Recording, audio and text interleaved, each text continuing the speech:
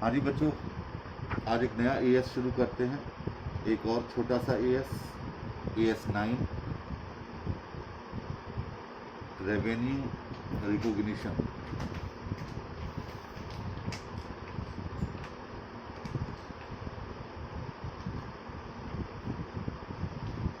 ये फिर नहीं चल रहा है, ये है मेरे पास दूसरा रेवेन्यू रिकॉग्निशन। देखिए, रेवेन्यू यानी एक ऐसा टर्म है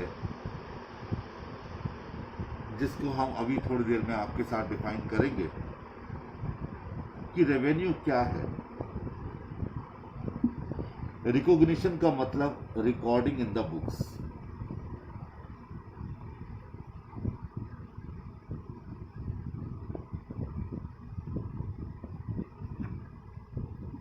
यानी रेवेन्यू को बुक्स में कैसे रिकॉर्ड किया जाएगा, ये इस चैप्टर का बेसिस है, इस एएस 9 का ऑब्जेक्ट है, उद्देश्य है ये जानना। यानी as 9 deals with the basis for recognition or for recording of revenue in the statement of profit and loss of an enterprise। कि एंटरप्राइज की बुक्स में रेवेन्यू कैसे रिकॉर्ड किया जाए, ये एएस 9 का डीलिंग है। यानी एएस 9 इस बात से डील करता है। It deals with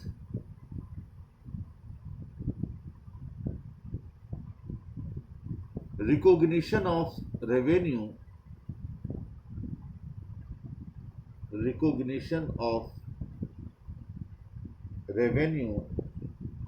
in the course of ordinary activities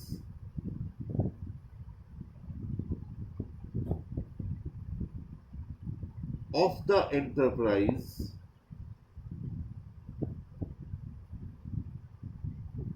from, अब यहां पर तीन बातें, sale of goods, rendering of services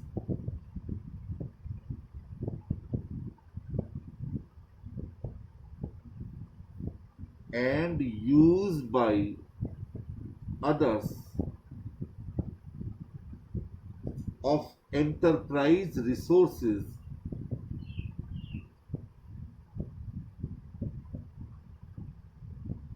yielding interest, dividend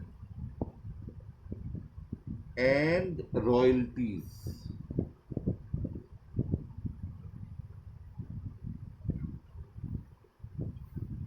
देखिए, ये एएस 9 का बेसिस है।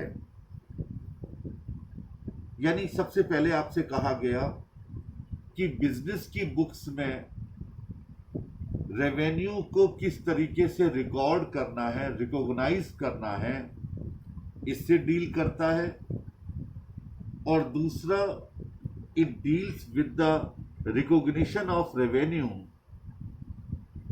in the course of ordinary activities। ordinary activities आप AS 5 में पढ़ चुके हैं। of the enterprise from sale of goods, rendering of services and use by others of enterprise resources yielding interest, dividend and royalty। शब्दों को बदलना नहीं है आपने। अभी तक रेवेन्यू की डेफिनेशन नहीं आई है, लेकिन अभी तक ये पता चल गया कि एएस 9 कहां कहां डील करता है। अब एक छोटे से एग्जांपल के साथ हम आगे बढ़ेंगे इस पर्टिकुलर एएस में, ध्यान से सुनिएगा, उस एग्जाम्पल से ये एएस खुलना शुरू हो जाएगा आपके दिमाग में। मान लीजिए आपने डोमिनोज से पिज्जा ऑर्डर किया। ऑर्डर करते ही आपने अपने पेटीएम अकाउंट से या किसी और वॉलेट से उनको पेमेंट कर दिया। यानी आपने पिज्जा ऑर्डर किया, ऑर्डर्ड एंड पेमेंट मेड।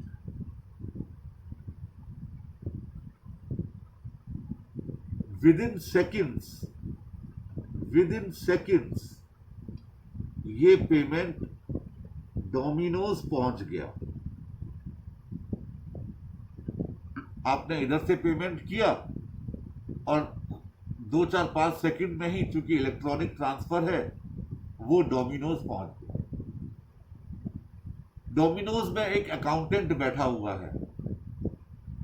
जैसे ही क्या वो आपका पेमेंट प्राप्त करेगा तो क्या इमीडिएट एंट्री पास करेगा, cash debited to sales account? जवाब है नो। यानी आपका पेमेंट करते ही डोमिनोज के पास एक पिज्जा या 2 पिज्जा जितने का आपने ऑर्डर किया है उसका पेमेंट प्राप्त हो गया, तो डोमिनोज का अकाउंटेंट क्या उस वक्त उसकी एंट्री बुक्स में पास करेगा? जवाब है नहीं। यानी पेमेंट मिलने पर वो उस रेवेन्यू को रिकॉग्नाइज नहीं करेगा। चलते हैं आगे। ये पहला स्टेप हो गया। दूसरा स्टेप हो गया that pizza is now ready to deliver. Pizza deliver होने के लिए तैयार कर दिया गया।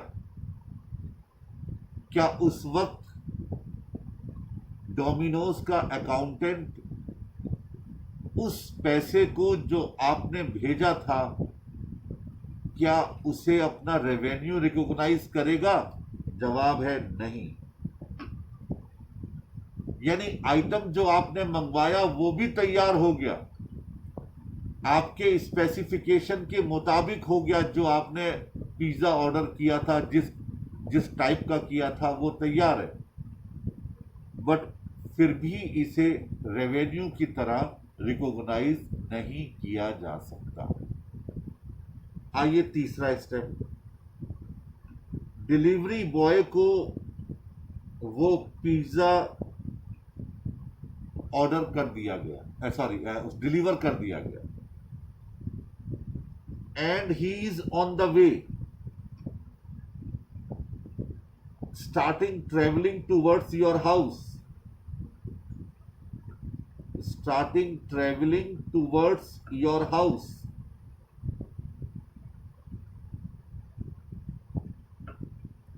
क्या अब डोमिनोज वाले अकाउंटेंट को उसे सेल मान लेना चाहिए, क्योंकि वो पिज्जा डोमिनोज से निकल चुका है, आपको पेमेंट करने के आपका पेमेंट आ चुका है, डिलीवरी बॉय ले जा चुका है आपका pizza.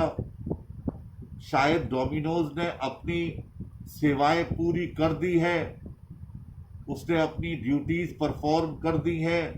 There is no any executory condition left with the Domino's. जवाब है नो। यानी यहां पर भी आप उसे सेल नहीं मान सकते। चलिए चौथा, डिलीवरी बॉय आपके घर पहुंच गया, उसने आपको डिलीवर्ड कर दिया उसने आपको।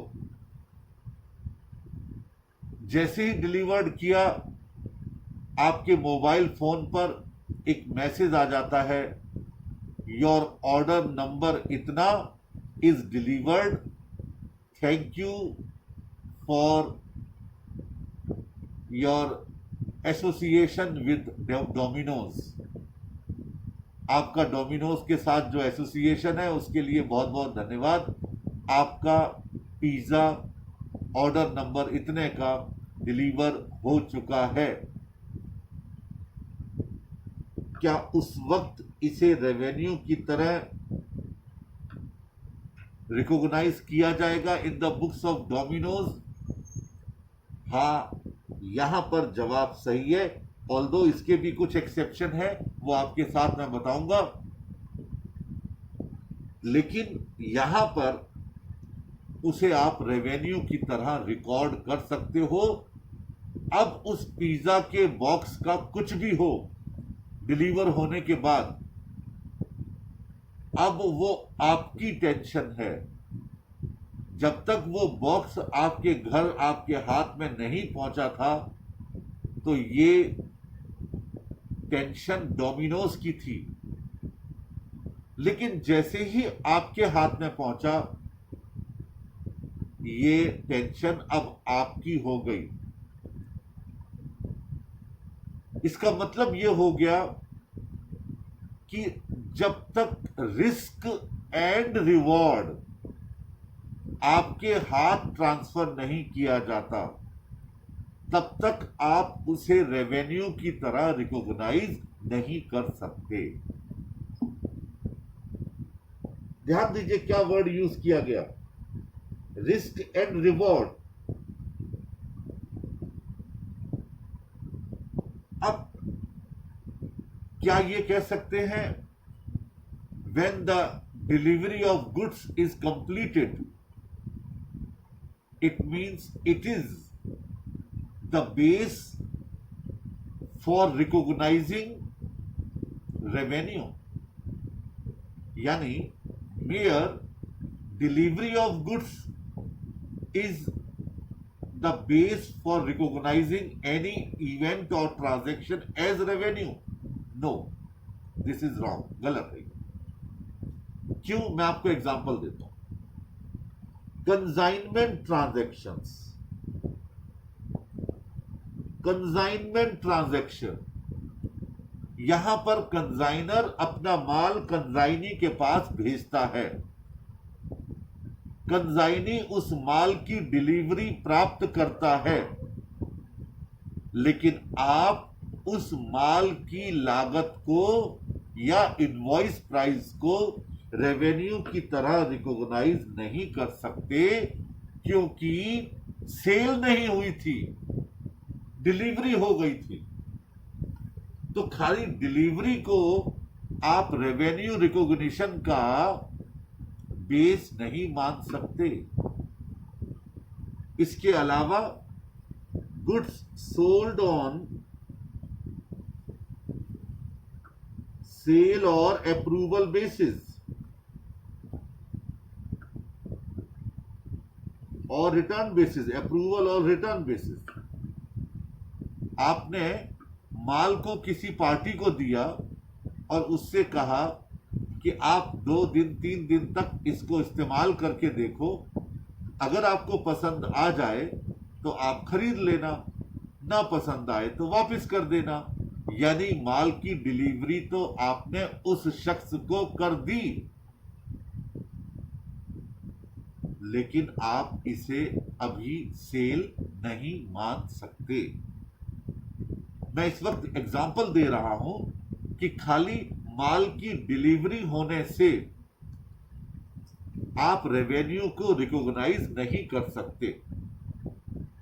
जब तक उसका रिस्क और रिवॉर्ड उस व्यक्ति के नाम ट्रांसफर ना हो जाए जो बायर है, जो खरीदने वाला है। और तीसरा example, delay in the delivery of goods due to request made by the buyer। Buyer ने रिक्वेस्ट की कि आपने जो माल मुझे भेजना था उसकी डिलीवरी अभी 15 दिन बाद दे देना। आपका माल तैयार है, पार्सल तैयार हो गए, माल बस निकलने वाला था कि परचेजर ने, बायर ने आपको फोन किया कि प्लीज ऐसा मत करो, मेरे गोडाउन की छत गिर गई है, मैं उसका रिनोवेशन करवा रहा हूं, आप 15 दिन बाद ये माल भेज देना। माल की डिलीवरी नहीं हुई, लेकिन माल को सेल मान लिया जाएगा। भले ही वो सेलर के पास रखा हुआ है माल, वो पार्सल, वो कार्टन अभी सेलर के गोडाउन में रखे हुए हैं, लेकिन परचेजर ने रिक्वेस्ट की कि 15 दिन बाद डिलीवरी भेज देना। यहां डिलीवरी नहीं हो रही है, फिर भी आप उसे रेवेन्यू की तरह रिकॉग्नाइज कर रहे हैं। अगर उस गोडाउन में आग लग जाती है, सेलर के गोडाउन में, जिसमें परचेजर का वो पार्सल भी जल जाते हैं, तो it is a loss which is to be borne by the purchaser himself, not by the seller, although it was kept in the godown of that seller. तो खाली डिलीवरी किसी रेवेन्यू को रिकॉग्नाइज करने का आधार नहीं हो सकती, ये याद रखिएगा। और ये वाली बातें मैं नहीं कह रहा हूं, ये AS9 का कंसेप्ट है। अब मैंने इस एग्जाम्पल को देकर के ये AS9 आपके दिमाग में खोलने का प्रयास किया कि आखिर ये इतना इंपॉर्टेंट क्यों है और क्यों ये सभी एंटरप्राइजेस पर, ध्यान रखिए मैं क्या बोल रहा हूं, it is applicable on all types of companies, all types of companies. लेकिन कुछ बातें और समझ लीजिए, चूंकि अब AS शुरू हो चुका है, उसका बेस बन चुका है, आप उसका इंपॉर्टेंस समझ चुके हैं, तो अब यहां पर और बातें ध्यान रखिए। नंबर 1, ये कहां कहां पर एप्लीकेबल नहीं होगा, यानी AS9 में क्या कवर्ड नहीं होगा। Number 1, construction contracts. Construction contracts, क्योंकि इस पर AS7 अप्लाई होता है, इसीलिए कंस्ट्रक्शन के मामले में आप AS9 अप्लाई नहीं करेंगे। दूसरा, अगर हायर परचेज पर कोई माल बेचा गया है या कोई लीज एग्रीमेंट है,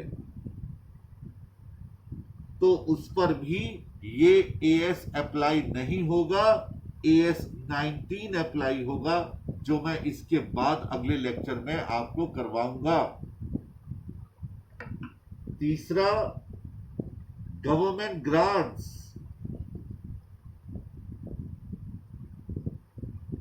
एंड अदर सब्सिडीज,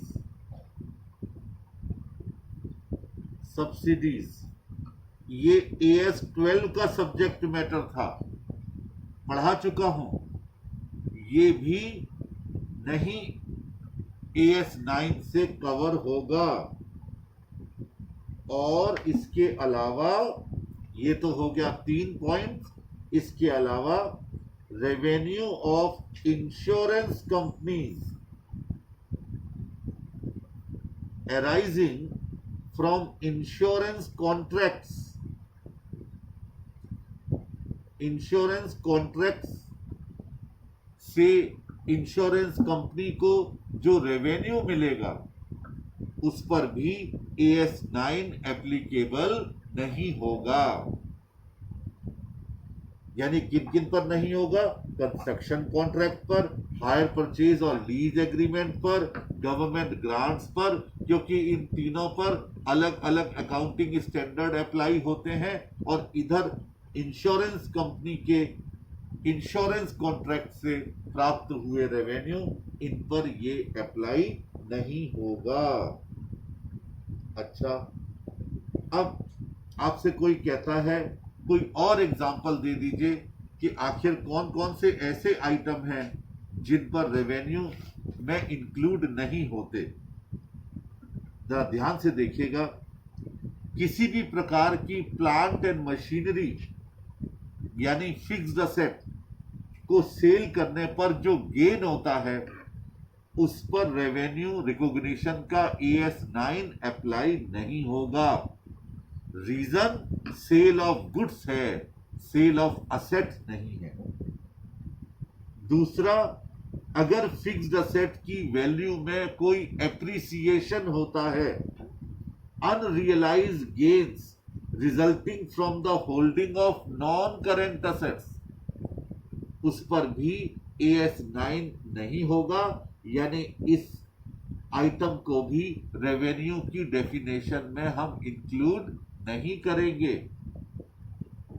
तीसरा, करंट असेट्स की वैल्यू में चेंज होने की वजह से कोई गेन हुआ हो, जैसे स्टॉक की वैल्यू में बदलाव आ गया हो, उस पर भी AS9 का कोई मतलब नहीं है। नेचुरल रिसोर्सेज यानी एग्रीकल्चरल प्रोडक्ट और फॉरेस्ट प्रोडक्ट, इन पर भी AS9 अप्लाई नहीं होगा। इसके अलावा अगर फॉरेन एक्सचेंज में कोई डिफरेंस आता है, उसकी वजह से यदि कोई गेन हो रहा है, तो उसको भी रेवेन्यू में इंक्लूड नहीं किया जाएगा, क्योंकि वहां पर भी AS11 एप्लीकेबल होता है। इसके अलावा किसी भी टाइप का आपने अपनी लायबिलिटी का पेमेंट किया है इन लोअर अमाउंट, कम रकम में, तो वहां पर भी उसे भी रेवेन्यू नहीं माना जाएगा अंडर AS9। और किसी भी ऑब्लिगेशन की कैरिंग अमाउंट को अगर आपने रीस्टेटमेंट किया है और उस पर आपको कोई गेन हुआ है, रीस्टेटमेंट किया अपनी किसी कैरिंग अमाउंट को, कैरिंग अमाउंट का मतलब जो अमाउंट आपके खातों में लिखी हुई थी और उसका आपने रीस्टेटमेंट किया, दोबारा से उस रकम को लिखा और आपको लायबिलिटी का पेमेंट अब कम करना पड़ रहा है, तो उसे भी आप रेवेन्यू की परिभाषा में शामिल नहीं करेंगे। ये AS9 ने आपको बताया है। कुल मिलाकर के मैंने आपको 7 पॉइंट बताए, जरा गिनते हैं कितने आपको याद रह गए। पहला, एनी प्रॉफिट और gain on the sale of plant and machinery और फिक्स्ड असेट, कुछ भी कह सकते हैं। दूसरा, unrealised gain resulting from the holding of non current asset, for example appreciation in the value of fixed asset.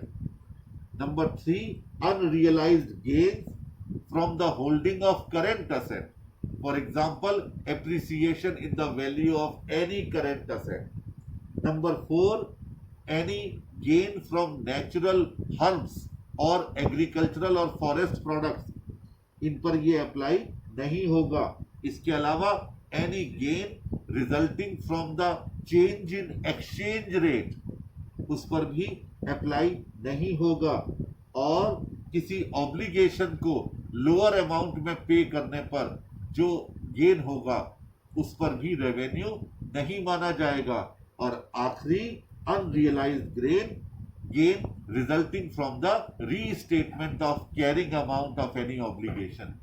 So these are the 7 points which are not included in the word revenue। Revenue में इनको शामिल नहीं किया जाएगा। AS9 में क्या क्या include नहीं किया जाएगा? Construction contracts, hire purchase agreement और lease agreement, government grant and subsidies और इंश्योरेंस कंपनीज के इंश्योरेंस, ये AS9 में नहीं होंगे शामिल। और रेवेन्यू में शामिल क्या नहीं होगा, जो आपको 7 पॉइंट आपको बता दिए। सर आपने इतना पका लिया लेकिन अभी तक रेवेन्यू की परिभाषा नहीं बताई। बिल्कुल सही बात है, रेवेन्यू की डेफिनेशन अभी तक आपको नहीं बताई। अब मैं बताता हूं रेवेन्यू की डेफिनेशन क्या है। पॉइंट्स में लिखिएगा, पॉइंट्स में, जिससे कि आपको याद करने में आसानी होगी।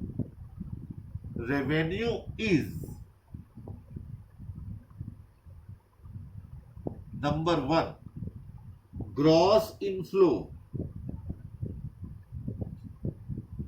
Number 2 of cash comma receivables और other consideration, number 3 arising in the course of the ordinary activity, in the course of ordinary activities of an enterprise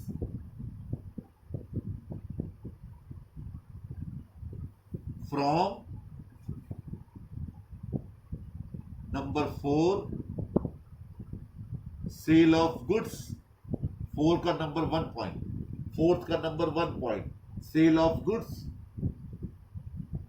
number 2 point rendering of services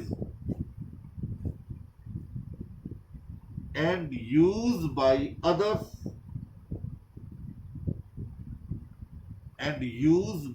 others enterprise resources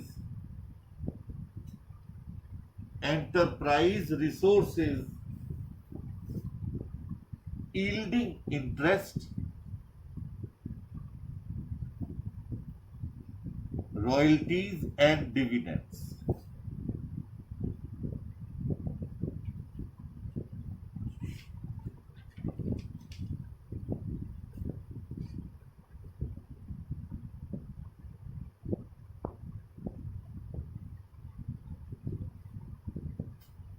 अब बड़े ध्यान से सुनिएगा, यहां पर एक word आया ग्रॉस इनफ्लो, जो मैंने अलग लिखवाया। ग्रॉस इनफ्लो, हमेशा याद रखिए, रेवेन्यू खाली प्रॉफिट नहीं होता। जितनी सेल आपने की है उसका जो ग्रॉस रेवेन्यू है, ग्रॉस इनफ्लो ऑफ, वो रेवेन्यू माना जाता है। लेकिन इसका भी एक एक्सेप्शन है। एजेंसी बिजनेस में नेट रेवेन्यू, नेट कैश को रेवेन्यू माना जाता है। फॉर एग्जाम्पल, आप मेक माई ट्रिप से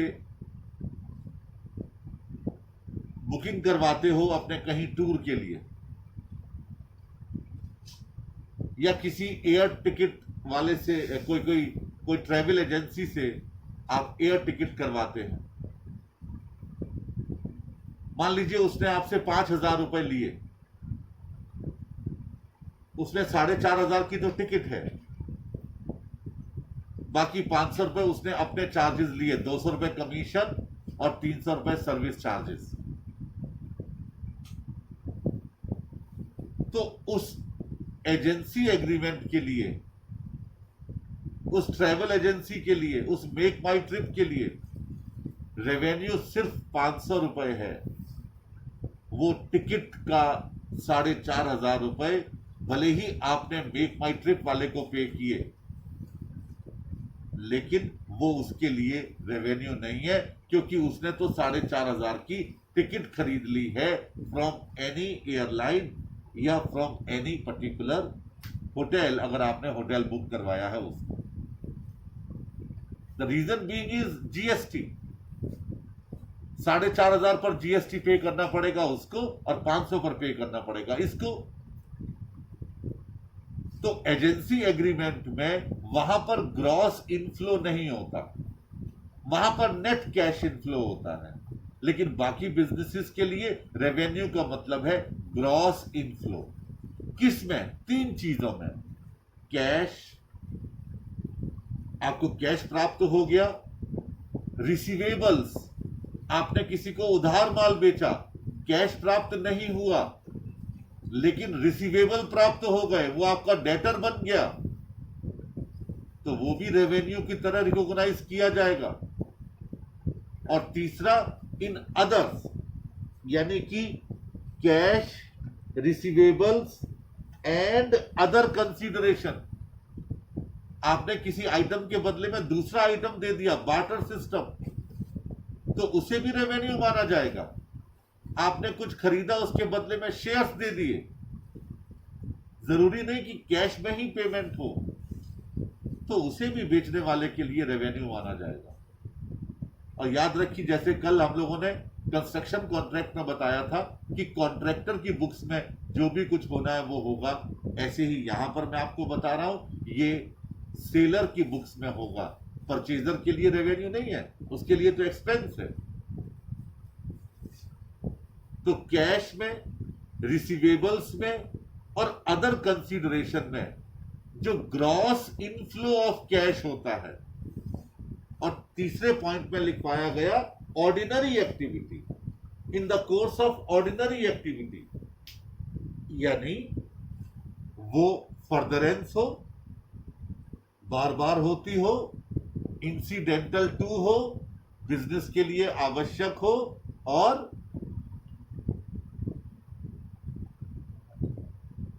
फर्दरेंस क्या था AS 5 में? फर्दरेंस ऑफ एक्टिविटी हो, इंसिडेंटल टू एक्टिविटी हो, और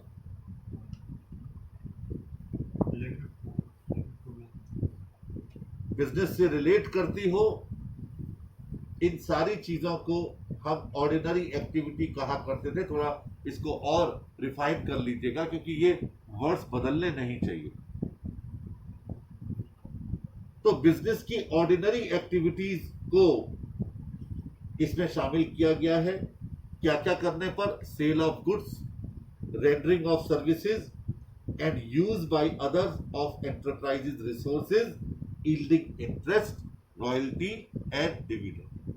यानी आपने किसी को अपना ट्रेडमार्क यूज करने के लिए दे दिया ऑर्डिनरी कोर्स ऑफ बिजनेस में, और वो व्यक्ति आपको रॉयल्टी पे कर रहा है, तो ये आपके बिजनेस के लिए रेवेन्यू होगा। आप इसे रेवेन्यू में इंक्लूड करेंगे। ऐसे ही इंटरेस्ट या डिविडेंड, यानी आपने अपने बिजनेस के रिसोर्सेज को, पैसे को किसी के डिवेंचर्स खरीदने में लगा दिया, किसी के शेयर्स खरीदने में लगा दिया, खैर वो बातें आगे आएंगी। अब यहां पर एक बात आती है कि रिकॉग्निशन का प्रिंसिपल क्या है। अभी तक तो बात चल रही थी रेवेन्यू क्या है, अब आपका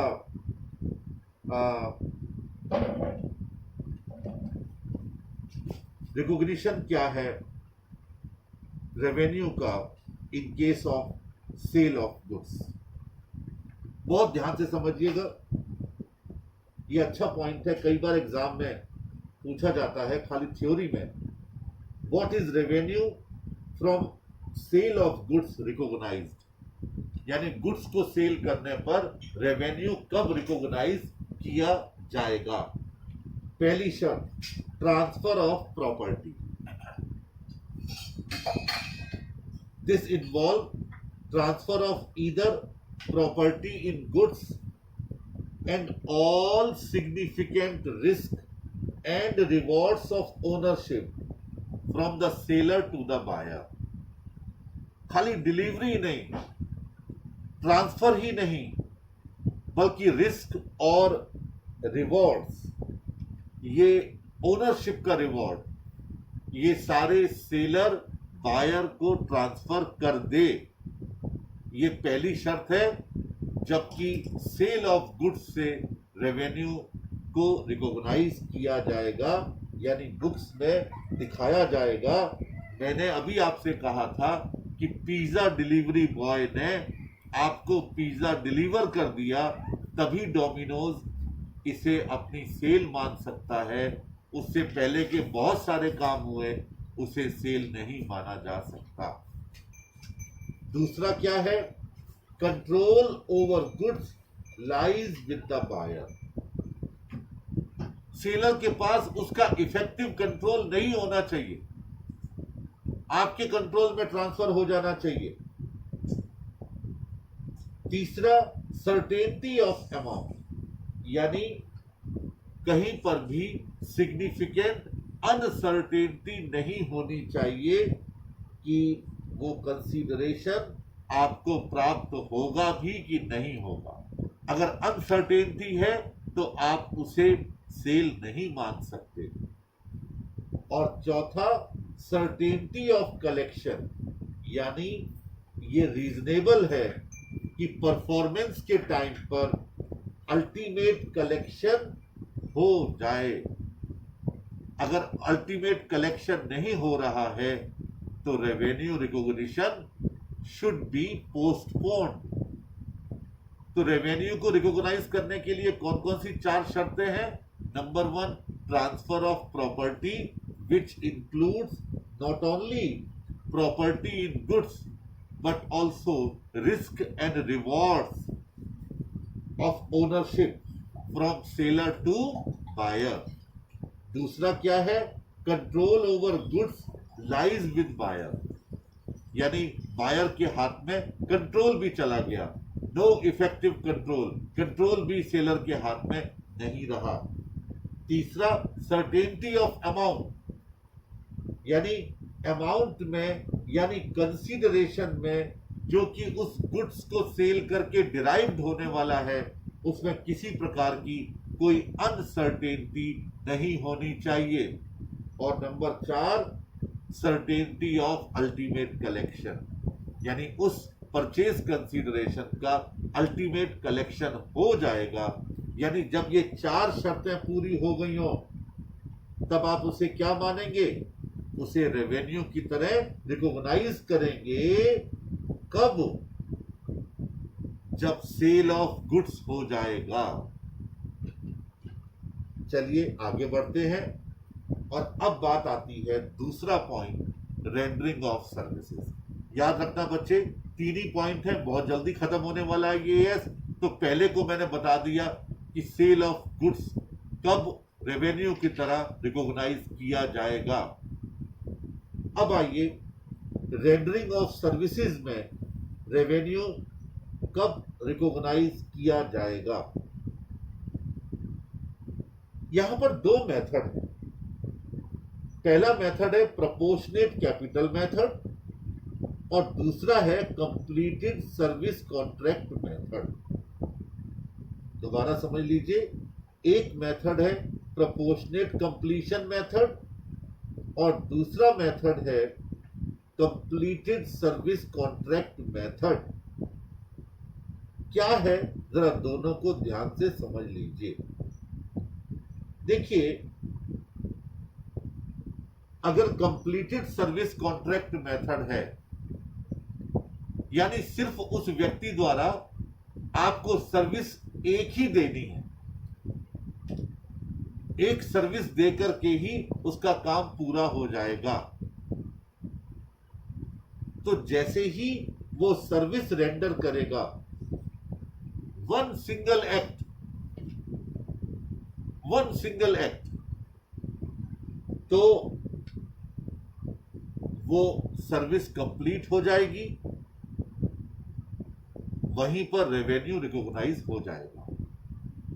फॉर एग्जाम्पल, मान लीजिए आप डॉक्टर के पास गए दिखाने के लिए,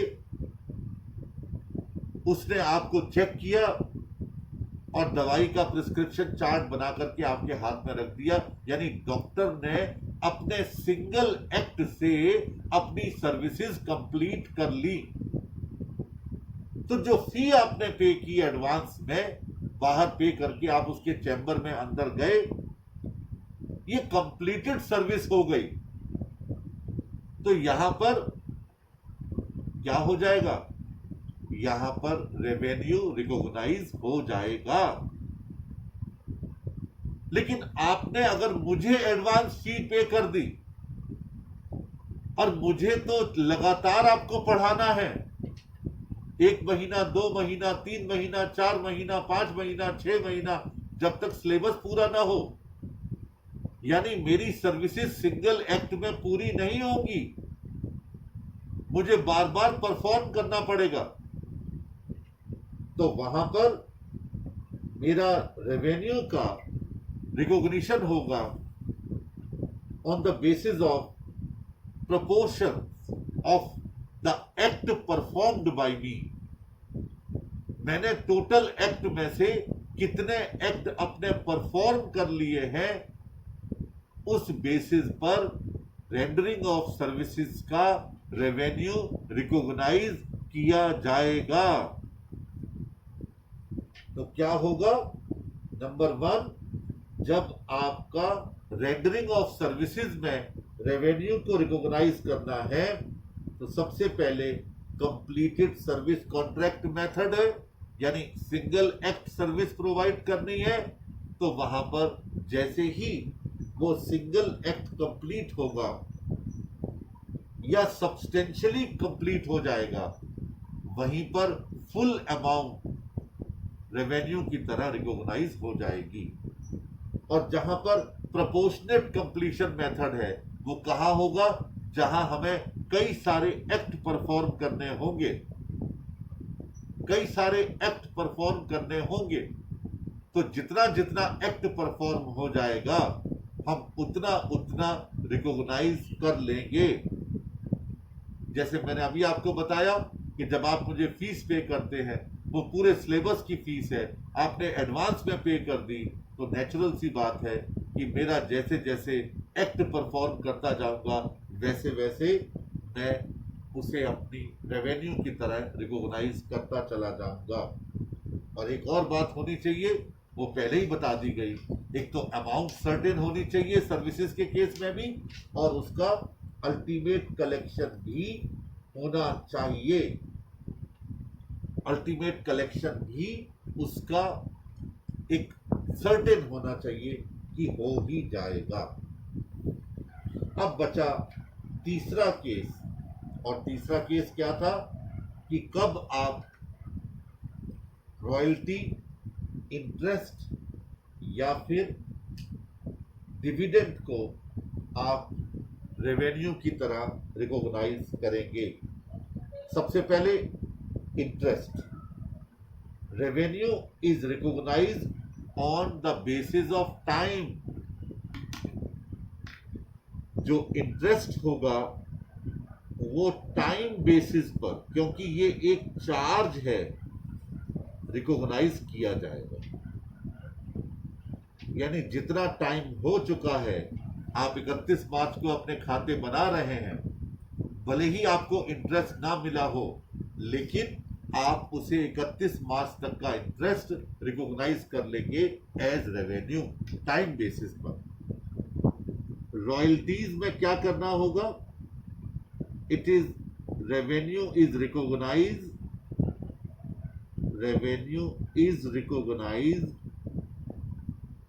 on the basis of terms of agreement. Agreement की शर्त के मुताबिक आप रॉयल्टी का रेवेन्यू रिकॉग्नाइज करेंगे। जैसे नो हाउ है, पेटेंट है, ट्रेडमार्क है, कॉपीराइट है, ये एक्रूअल बेसिस पर रेवेन्यू रिकॉग्नाइज होगा। याद रखिएगा, एक्रूअल बेसिस पर। और जो हमारी टर्म्स एंड कंडीशन है उसको बेस मानकर होगा। और तीसरा था डिविडेंड। यहां रेवेन्यू रिकॉग्नाइज होगा, revenue is recognise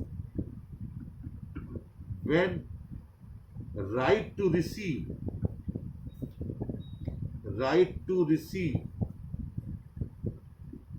the payment is established।